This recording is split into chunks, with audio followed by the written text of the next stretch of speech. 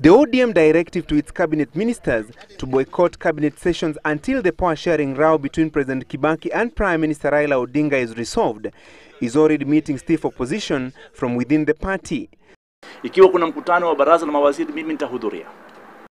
Balala claims the decision communicated after the party's National Executive Committee and Parliamentary Group meeting would not in any way help resolve the current crisis. If we have to withdraw from cabinet, then we should formally withdraw from government. We cannot boycott cabinet.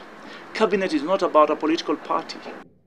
Agriculture Minister William Ruto, who is currently in an official visit in Rome, Italy, stated in a statement that he would ignore the cabinet boycott threat by ODM.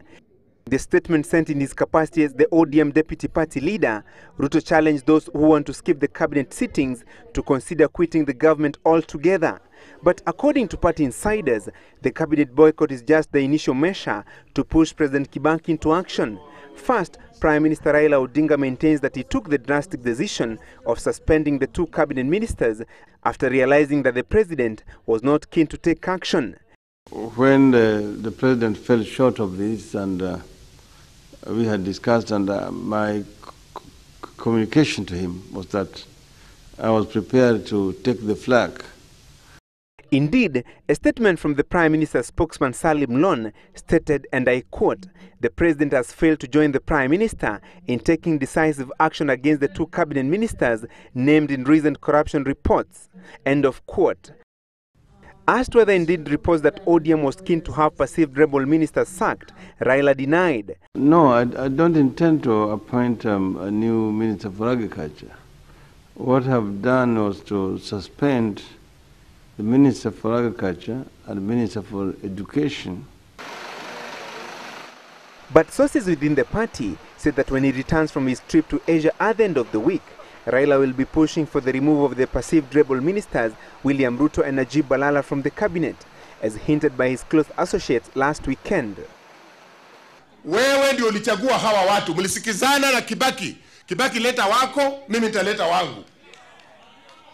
Na ukaleta wako, yeye akaleta wake. Wewe tangaza wale walikula mahindi watoke kwa serikali hii pia. The argument by Raila is that because of the 50-50 power sharing arrangement in the Grand Coalition government, he must have a say on who becomes an ODM minister.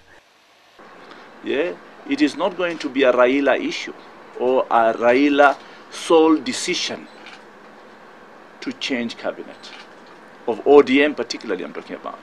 So we want to have this mutual respect. But will President Kibaki agree to drop the so-called rebel ministers from the cabinet? Sources say the president is not keen on the cabinet reshuffle on grounds that it could destabilize peace in the fragile regions such as North Rift. Indeed, sources close to both Ruto and Balala are confident that the president will not play ball to the ODM plans to edge them out of the cabinet. Francis Gashuri, Citizen TV.